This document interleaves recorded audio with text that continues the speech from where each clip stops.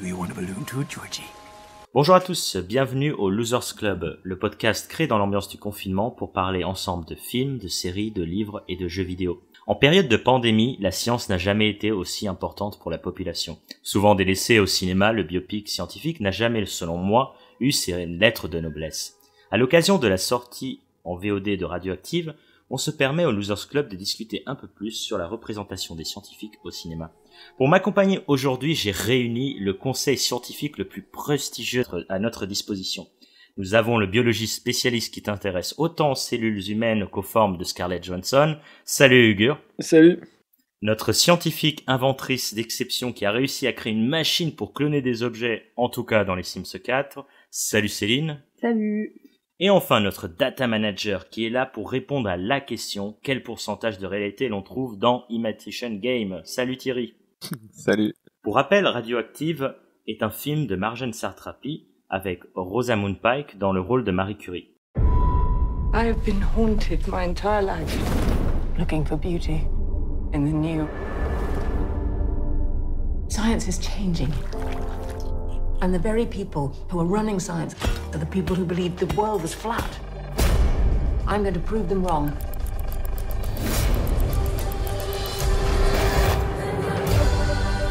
I have discovered a new element. You changed the world. I must ask you please to leave my laboratory. If my science doesn't speak for itself, then you have gravely misunderstood it. Marie Curie est cette scientifique franco-polonaise et l'unique femme à avoir le double prix Nobel en physique et en chimie. Et aussi la première femme à avoir un prix Nobel. Donc, première question, vu qu'on va parler des biopics en général, mais d'abord concentrons-nous sur le film que nous avons vu tous ensemble. Qu'avez-vous pensé de Radioactive, Céline?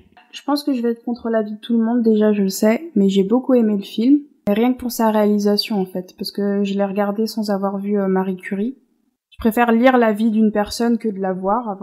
Donc j'avais peur qu'il y ait ce côté trop informatif sur la vie de Marie Curie, qui m'aurait pas passionné parce que justement je voulais plus connaître le côté scientifique. J'ai beaucoup aimé toutes les scènes explicatives un petit peu où il représentait du coup ses recherches et on va présenter du coup son personnage en tant que scientifique avant tout et pas forcément mettre en avant tout ce qui était la misogynie de l'époque. En fait, moi c'est le côté que j'ai bien apprécié parce que ça aurait été trop facile de la présenter elle en tant que femme scientifique mais qui réussit pas à cause du fait qu'elle soit femme. On peut aussi peut-être un peu critiquer ça au début du film dans son caractère. Elle est très butée comme personnage et très méfiante aussi. On voit qu'elle a un gros problème de confiance envers les hommes en général. Du coup, il y avait plus des scènes de confrontation face aux hommes, mais pour critiquer eux leur manque de discernement. Au moins, c'était pas des scènes vous m'écoutez pas parce que je suis une femme, mais c'est plutôt vous m'écoutez pas parce que vous avez un esprit trop étroit pour moi et mes avancées scientifiques, quoi.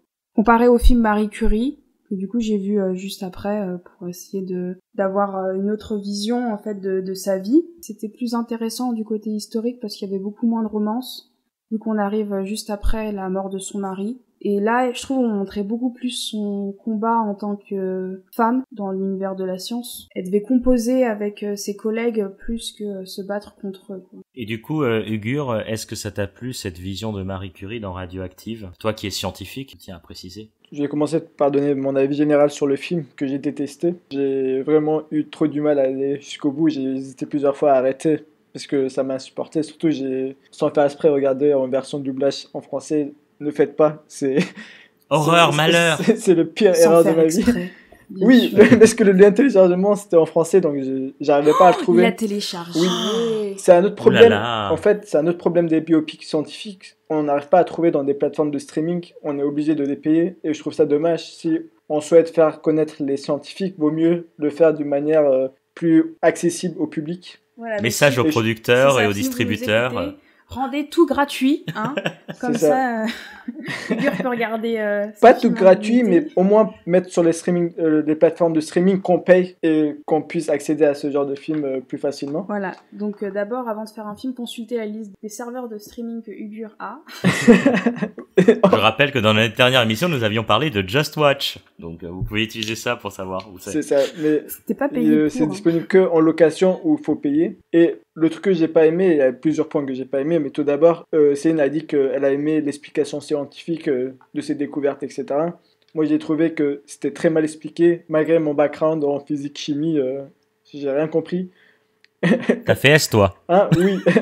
Et surtout, les métaphores qu'ils ont utilisées avec le raisin, etc., c'était pas compréhensible. Je sais pas si le grand public a compris quoi que ce soit sur la radioactivité. Qu'est-ce que c'est la radioactivité? C'est quoi les radiations? Pourquoi les gens meurent à cause de la radioactivité?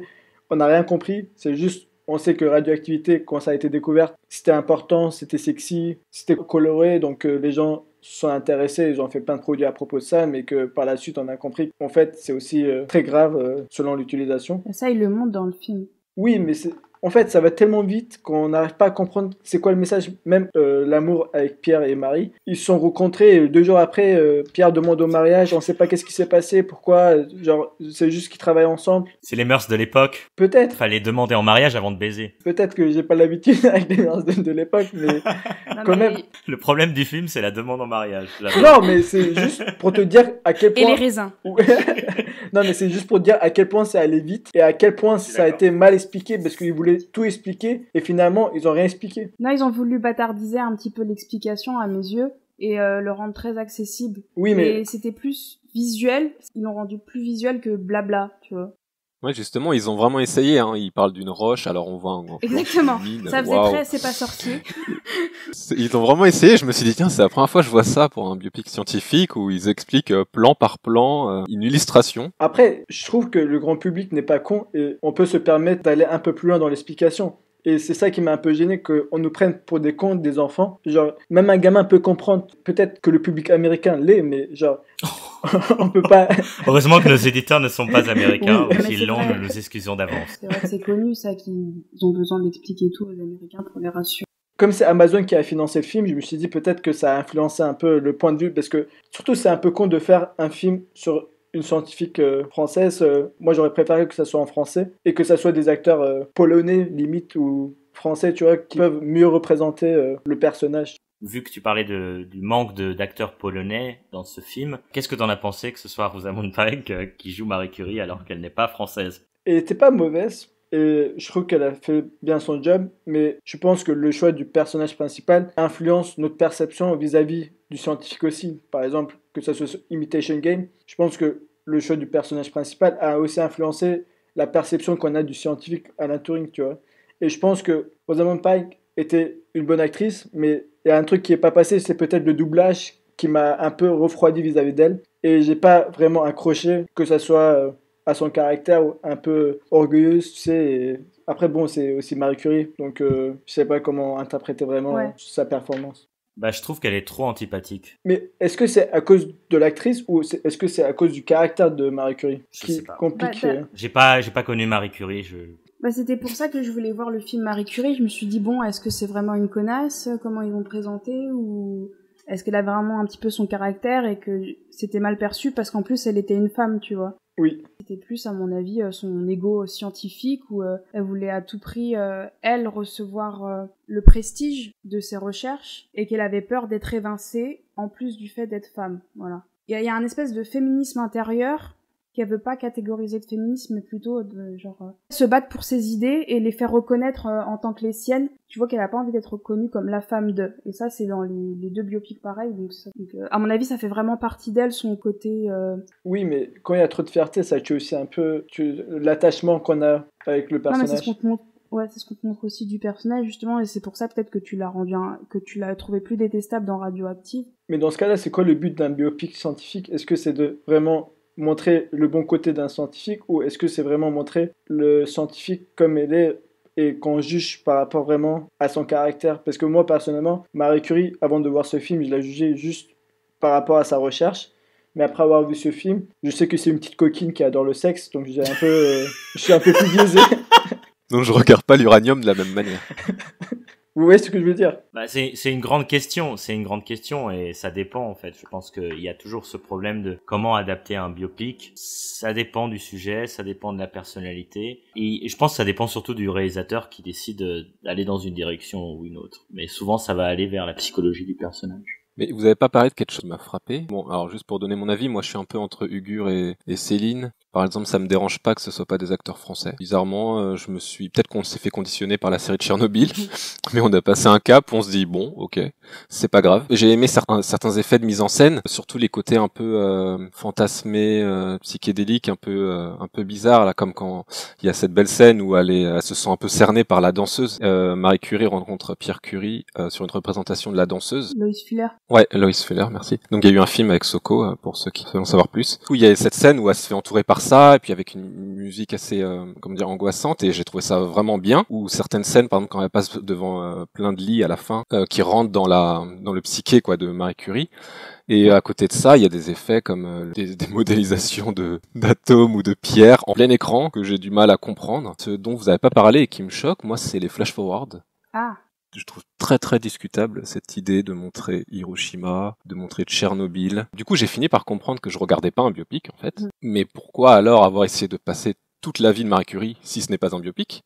En fait, le film a voulu faire un biopic et à la fois pas un biopic, à la fois une réflexion sur la découverte qui peut être bonne ou mauvaise, mais à la fois la vie de Marie Curie, mais trop vite, comme disait Ugur, du coup, la demande en mariage qui arrive trop vite, mais pas que, en fait, il y a trop de choses qui sont survolées, ça parle plus de rien. Et je suis d'accord aussi avec toi, Céline, sur le fait que le féminisme, il est pas mis en avant. Et ça m'a fait réfléchir que tu dises ça, parce que finalement, t'as peut-être raison de penser que c'est une bonne chose que ce soit pas tombé dans cette facilité, mais mine de rien, c'était quand même le sujet inhérent de Marie Curie, quand même, de parler du féminisme, parce que c'est la première femme à avoir un prix Nobel, et c'est une femme qui a eu du mal à s'imposer, et étrangère. Et à côté de ça, il préfère finir toute la deuxième partie du film sur cette histoire des dégâts 40 ans plus tard, 80 ans plus tard. Et j'ai trouvé ça assez affolant, et moi ça m'a un peu consterné comme point de vue. Alors je sais pas si du coup le comic book réussit à mieux mettre en lumière ça, mais là dans le film, je trouvais ça pas bienvenu du tout. Ouais, je suis d'accord que les timelines m'ont pas autant dérangé que ça, parce qu'il y a un petit retour à la fin. En fait, j'aime bien que le cercle soit fini. Moi, ce qui m'a le plus dérangé en fait dans le film, c'est cet aspect vieilli dans les scènes. Tu disais que c'est pas un biopic, mais pourtant il y a tous les ingrédients pour faire genre que c'est un biopic. On met une couleur un peu vieillotte, on floue les bords pour faire genre vieux film. Et en fait, moi, au bout d'un moment, j'ai cru que c'était un téléfilm. Ça aurait été très bien passé dans un téléfilm de TF1 le dimanche, mais là, c'est vrai que pour un film, il y avait vraiment que ces moments de rêve que j'ai beaucoup aimés. Mais je pense que ça, c'est dû à l'imaginaire de Marjane Satrapi. Et encore, il n'y a pas tout le temps cet effet, comme tu dis. Il y a aussi pas mal de scènes qui sont un peu dans l'obscurité, qui ressemblent plus à une version de film fantastique. On se croit après dans un truc Frankenstein ou je sais pas quoi. Il n'y a pas que ça, en fait. Il y a un peu de tout, vraiment. Moi, à mon avis, le film était assez hétérogène sur ses visuels. Des fois, t'avais des images très documentaires, très sombres, comme tu disais, et d'autres complètement fantasmagoriques qui te faisaient penser à un film de science-fiction, même avec une musique angoissante, tu vois. Donc il y avait ce mélange de genres. En plus d'un montage alterné avec des espèces de flashbacks qui voulaient, à mes yeux, juste un peu faire culpabiliser le personnage de Marie Curie pour ses recherches, alors que c'était pas le but. Bon, vous l'aurez compris, Radioactive n'a pas trop convaincu le Losers Club, et donc on peut passer à une deuxième partie de l'émission, un peu pour essayer de comprendre pourquoi les biopics au cinéma n'ont pas eu leur titre de noblesse. Et du coup, je vais poser cette question, pourquoi il est si dur de mélanger cinéma et science? Figure.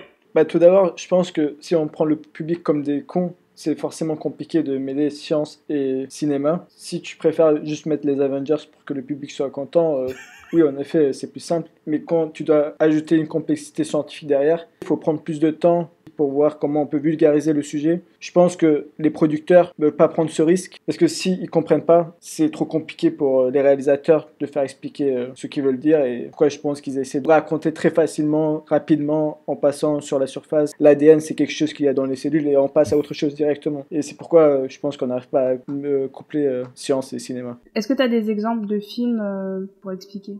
Pour moi, par exemple, Radioactive, c'était vraiment le meilleur film à ne pas faire pour expliquer c'est quoi la radioactivité. Tu racontes pas la radioactivité de cette manière-là. Je trouve que les films de science-fiction prennent plus le temps d'essayer d'expliquer leurs concepts scientifiques alors que c'est de la science-fiction. Et par exemple, I Origins, j'adore ce film parce que même d'un point de vue scientifique, sur la biologie et l'évolution, il parle des concepts qui sont assez abstraits mais qui prennent le temps de raconter ça. Et j'aime bien qu'ils prennent le temps d'expliquer. Comme on en parlait dans l'émission précédente avec Dave, ça te présente bien l'aspect scientifique, alors que Ça reste de la science-fiction. Alors que c'est de la science-fiction, donc en fait, on pourrait pas non plus le prouver dans la vie réelle. Alors que quand c'est des trucs réels, j'imagine un film sur Newton, comment ils vont t'expliquer la pesanteur? La pomme qui tombe. Ouais, c'est ça. Slow motion. Comme l'anneau dans le Seigneur des Anneaux. La pomme, non, pardon. La pomme qui tourne, en gros. Ah, d'accord. Bref. Avec les flammes qui apparaissent, et voilà. Bah, par exemple, je vais vous donner un exemple. Vous avez vu Mr. Nobody? Ouais. Oui. Oui. Qui prennent peut-être 1 minute ou 2 minutes. C'est excellent d'un point de vue scientifique, comment il raconte. C'est tellement bien vulgarisé que même si ça n'a aucun lien avec le film, tu apprends des concepts comme l'entropie, qui est un concept très compliqué, mais qui te le raconte tellement bien que finalement tu comprends c'est quoi. Et si dans un film comme Mr. Nobody, ils prennent le temps d'expliquer, je pense que pour les autres films aussi, ils peuvent. Bien comme dans The Big Short, quand Margot Robbie est dans son bain et qu'elle explique un truc, vous voyez pas? Non, mais en tout cas, tu Bah. as vu Margot Robbie dans son bain. Voilà. Bah voilà, si on pouvait nous expliquer des trucs comme ça, ça tout de suite, ça capte l'attention. C'est quel film, Thierry? Ah bah forcément, hein, quand il y a une C'est femme The dans Big un Short. Attends, dans je vais une baignoire. ok, je vais prendre note. Bah oui, il va regarder, évidemment. Je suis surpris que vous connaissiez pas. Évidemment qu'il va regarder, Hugo. C'est justement le postulat de l'explication, c'est qu'il y a un aparté et t'as Margot Robbie dans son bain alors qu'elle est pas dans le film et qu'elle te dit maintenant que j'ai votre attention, je vais vous expliquer ce que c'est les trucs dans l'immobilier quoi. Exactement, ça y est, je me rappelle, ça m'avait bien fait rire comme scène. Justement, je m'étais dit ah bah c'est bien de prendre le spectateur pour un coup. Et ça marche. La solution, c'est Margot Robbie. Donc Margot Robbie en Marie Curie pour le prochain biopic. Ah peut-être. Pas mal, hein. Là, c'est sûr que j'ai apprécié. Ah, c'est pas Scarlett Johansson, désolé. Hugo. Maintenant, on est passé de Scarlett Johansson à Margot Robbie. Oh, il est pas allé bien loin. Ce qui m'est apparu là dans la semaine que je viens de me faire en regardant des films de scientifiques, c'est que en fait la science pour moi est un domaine qui du coup est dur à représenter visuellement. Donc par exemple, bon, en ce moment c'est la mode des biopics musicaux. Donc il y a la musique, forcément c'est facile. Il y a la scène aussi pour le côté visuel. La peinture c'est assez visuel je pense. En tout cas la science ça a l'air dur à représenter. Et en fait en regardant les films je me suis dit juste, il y a quasiment que dans les biopics scientifiques qu'on s'attarde uniquement sur un aspect, qu'on prend un événement ou une vie, ou une tranche de vie, selon un angle qui va influer sur le genre du film presque. Par exemple, Theory of Everything, ça va être en fait une romance, une comédie romantique, aussi vachement. tout en s'attardant sur le côté déficience mentale. Un homme d'exception, Beautiful Mind, ça va du coup être axé sur la schizophrénie. Bon, ça avait l'air facile, mais il y a un petit côté aussi thriller du coup quand. Ça parano et tout. Et j'ai l'impression qu'en fait, ça va presque influencer sur le genre. Et là, Radioactive, justement, comme on disait, c'est même plus un biopic pour moi. Et j'ai l'impression que du coup, les films scientifiques ne sont en fait pas des biopics du tout. Ouais, c'est intéressant ce que tu dis.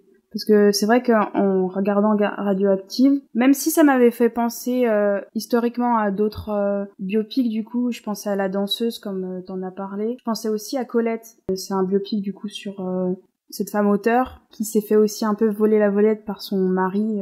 Ça m'a fait penser à ces deux biopics-là, parce que c'était aussi des biopics centrés sur des femmes. Donc on va dire ça ressortait les mêmes enjeux un peu de comment était traitée la femme à l'époque et quand elle était célèbre, quels étaient aussi les retours de flamme de sa célébrité, parce que comme c'est des femmes très exposées, on va remettre en cause comment elles usent de leur pouvoir et puis aimer un peu les biaisés comparés aux hommes. Alors que dans le genre scientifique, sur une femme scientifique, c'est un peu plus compliqué de passer par la représentation juste de leur travail sans parler d'elles-mêmes. Par exemple, moi je pensais à Les Figures de l'ombre, qui a bien marché comme biopic aussi, mais parce que ça se concentrait pas sur une seule femme, je pense, à mes yeux, et qu'on avait différents portraits de femmes, en plus du fait qu'elles étaient afro-américaines, donc ça mettait aussi en avant la discrimination qu'elles devaient affronter au travail. En fait, c'était encore une fois un film qui mélangeait beaucoup de genres, puisque ça voulait à la fois parler de la discrimination, de travailler en tant que femme au sein d'une entreprise comme la NASA, parce qu'on les prenait pour des secrétaires, du coup, on les prenait pas réellement pour des scientifiques. Qui est en plus réellement, il y a beaucoup plus d'hommes qui travaillent à la NASA que de femmes. Voilà, c'était vraiment réalisé un peu comme un film de combat, enfin sur la société. C'était pas un biopic qui racontait forcément leur vie, puisque leur vie a été très romancée. Enfin, on a dû beaucoup broder sur leur vie personnelle pour faire place dans le film à un autre sujet plus intéressant, style la science. Tu vois ce que je veux dire? Ah, mais du coup, c'est intéressant de penser aux personnages scientifiques. Là, tu parlais de personnages scientifiques en tant que femmes, Mais souvent, je trouve que les personnages scientifiques sont en quelque sorte des frics. Les scientifiques n'ont pas toujours été des martyrs, mais un peu. Il y a beaucoup de têtes qui sont tombées. Mais les scientifiques ont toujours amené des idées qui ont été décriées et ils étaient un peu seuls à essayer de se battre pour leurs idées. Et c'est peut-être ça qui est de plus en plus montré, c'est leurs combats mentaux et psychologiques. Justement, vous parliez de Beautiful Mind, ou aussi par exemple Imitation Game, qui parlait un peu de ce personnage qui est un peu problématique, voilà, et un peu chelou. Après, il faut dire qu'ils lui ont mis un Asperger, je sais pas s'il avait vraiment Asperger, il a déjà joué Sherlock, ça ressemble, et puis il y avait aussi Sheldon. J'ai l'impression qu'ils ont un peu surfé sur le côté wow, fric. Mais il y a aussi le fait que la plupart des scientifiques qui ont une vie commune aux autres humains, et c'est difficile peut-être de narratiser la vie d'un personnage normal pour en faire un film juste à propos du personnage. D'où la sélection de scientifiques qui ont soit des problèmes mentaux, soit des problèmes physiques, ou soit ce sont des femmes, la première femme à avoir eu un prix Nobel, ou des femmes noires. Ce qui est très bien en fait, et ça montre aussi le problème de représentation dans le cinéma, mais ça montre aussi le fait que on va prendre des scientifiques non pas pour leur découverte mais pour leur personnalité, et au final la science elle passe derrière et elle est inutile quoi. Du coup une des sciences qui a le plus de films qu'on voit au cinéma, c'est la médecine, avec les séries aussi, beaucoup de séries comme Grey's Anatomy, Doctor House, et du coup la médecine est plus sexy que la science en général, et je vous pose la question, est-ce que ça vous plaît de voir des biopics scientifiques qui s'intéressent à la médecine particulièrement? Hugo ? Tout d'abord, je pense qu'il y a une très grande différence entre la partie scientifique et médecine, c'est que en médecine, tu as une interaction avec le patient, alors que le scientifique, il est dans le labo et c'est plus compliqué, il y a moins d'interaction avec des gens qui sont malades, ou on s'attache moins aux scientifiques que le médecin qui va aller vraiment dans les hôpitaux voir la douleur du patient. On va nous faire que on va peut-être mieux comprendre la souffrance du patient et l'importance de l'acte du médecin. Alors que le scientifique, ok, elle a trouvé la radioactivité, mais à quoi ça sert vraiment? Tu vois ce que je veux dire? Elle a sauvé le cancer, mais ça on s'en fout. Ça on l'a montré, ouais, le passage. Oui, mais par exemple, si tu n'aurais pas montré le patient qui reçoit les rayons, etc., le traitement radioactif pour le cancer, on n'aurait pas forcément compris l'utilité ou moins eu d'émotion à propos de l'importance de la découverte. Alors que le médecin, il y a cette interaction qu'on se reconnaît nous-mêmes. C'est ça que je pense qui fait que les séries sur la médecine marchent un peu mieux. Ouais, et puis je pense que le métier de médecin, il est plus ancré dans notre société. Pas mal de gens font des études de médecine. Bon, aussi dentaire, hein, mais c'est vrai qu'il y a peut-être moins de dentistes que de médecins au cinéma. Non, ça fait mal. Hein. T'imagines le dentiste au cinéma, ça serait plutôt des businessmen. Mais voilà, dans les villages, t'as le postier, t'as le médecin, bon, alors que t'as pas le chimiste qui vient passer avec ses Erlenmeyer. Donc forcément, le médecin, j'imagine que ça touche plus le public. J'ai bien aimé Médecin de campagne d'ailleurs. Voilà. Merci Céline. Ouais, je sais pas si c'est un biopic. Je pense pas.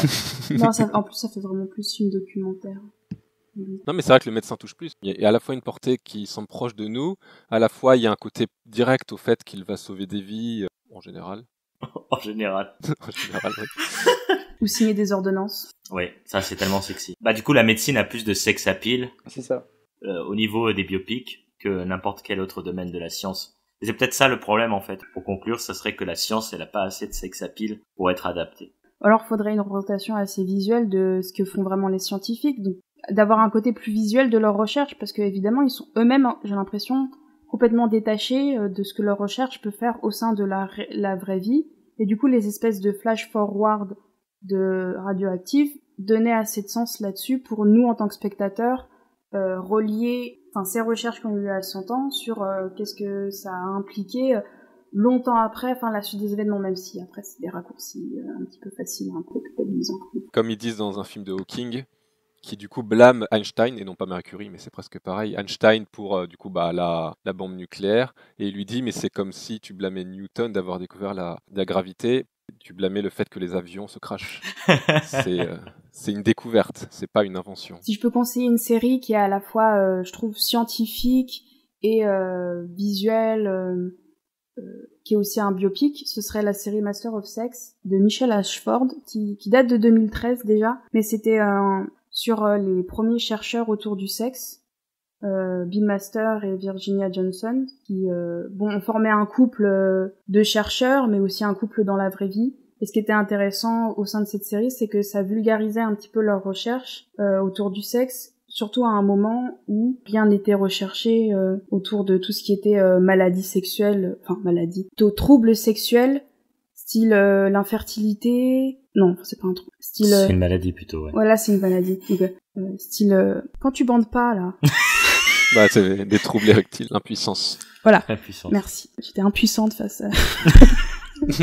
Ça montre des troubles de la sexualité à l'époque qui n'étaient pas du tout diagnostiqués et pris au sérieux, comme l'impuissance des hommes ou la frigidité des femmes, même l'homosexualité qu'on n'arrivait pas encore à déterminer si c'était un trouble ou une maladie. Aucun des deux. Aucun des deux plutôt, oui. Bref, bien sûr c'est une série féministe, c'est pour ça qu'elle me plaît. Et Ugur, tu peux regarder, il y a beaucoup de fesses et de boobs. Non, mais les gens vont penser que vraiment je suis un pervers. Faut pas dire trop de trucs comme ça. Pour rebondir sur ça rapidement, c'est vrai que tu as peut-être touché quelque chose qui fait que, comme de nombreux sujets, peut-être que la série est le plus adaptée à ce sujet-là. En effet. Et plus que le film. Comme on a dit que Radioactive, ils essaient de parler de trop de trucs. Il y a la série de Genius, qui a notamment sa saison 1 sur Einstein, qui est pas très connue, mais qui est peut-être très très bien. Et en fait, c'est peut-être ça dont on a besoin, c'est de prendre un peu notre temps pour expliquer des choses. Parce que Masters of Sex, c'est très bien. Du coup, peut-être une question simple. Quels sont vos films, vous pouvez m'en donner plusieurs, que vous trouvez que ce sont des bons biopics scientifiques? Thierry? Bah moi, j'en ai profité pour préparer cette émission pour rattraper le film Création, qui parle de Darwin. Et alors, je pensais qu'on allait m'expliquer un peu ce qu'a fait Darwin. Enfin, il a pris une idée, il l'a étendue pour étudier plus d'espèces encore, jusqu'à écrire un livre. Et en fait, pas du tout. Le film est un drame très profond. Donc encore une fois, l'histoire scientifique passe en second plan, mais pour le coup j'aime bien. C'est que du coup c'est un drame très profond où il a perdu sa première fille, à qui il racontait énormément de choses sur ses voyages et sa science. Sa femme est croyante, et on est à une époque où opposer la science et la religion c'est difficile, et il a du mal à s'imposer. Et en fait, du coup, le film alterne un peu les époques entre quand sa fille était vivante et le présent, où il a vraiment du mal à poser ses idées pour écrire son livre, alors que ses amis lui disent de le faire. Et en fait, c'est un drame, vraiment tout le film est triste, de A à Z. Mais par contre, c'est vraiment un de ceux que j'ai préférés. C'est pour ça que tu nous le conseilles, en fait, parce qu'il est triste. Merci Thierry. Oui. Darwin a été un peu réfuté, donc autant regarder pour une autre raison. Donc là, on est d'accord que du coup, c'est plus un biopic qu'un biopic scientifique, au final. Oui, parce que ça aurait pu être autre chose, hein. Il aurait pu écrire un autre livre. Il aurait pu être boulanger dans la vraie vie, quoi. Bah oui. C'est ça. Et toi, Hugo, est-ce que t'as un film, un biopic que t'as aimé et apprécié, que tu voudrais partager avec nous? La plupart, on en a déjà parlé, que ce soit Imitation Game, Un homme d'exception ou Une histoire du temps, mais moi, c'est Seul contre tous, avec Will Smith, qui m'a beaucoup plu. C'est sur le médecin qui travaillait un peu sur les traumatismes neuropathologiques dans le football américain.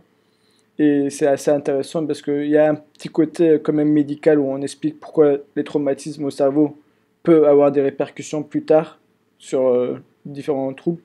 Et aussi le côté un peu juridique où il a dû vraiment prouver qu'il a raison face à la Ligue du football américain qui ont essayé de réprimer un peu ses travaux. Et je trouve que c'était assez intéressant. Surtout Will Smith, c'est très bon, donc c'est un film à voir. Pour moi, ça a été La fille de Brest.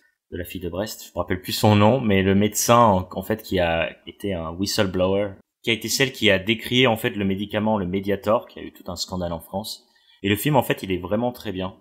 Surtout ce personnage, c'est une battante et on voit se battre pour le médicament et observer en fait, elle a observé les effets secondaires de ce médicament sur ses patients. Et là après, donc c'est plus un film de procès que scientifique, c'est vrai.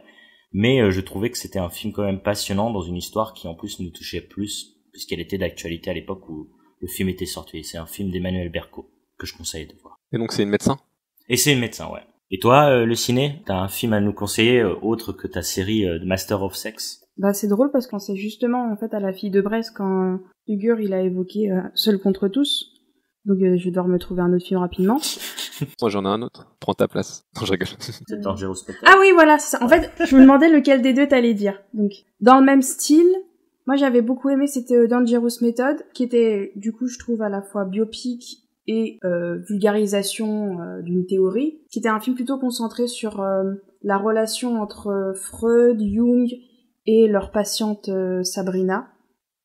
Et c'était un film vraiment qui m'avait à la fois plu cinématographiquement, parce que c'est un film de Cronenberg, et beaucoup instruit, on va dire, sur Freud, sa vie, et Jung. Ça, c'est un biopic que je conseillerais.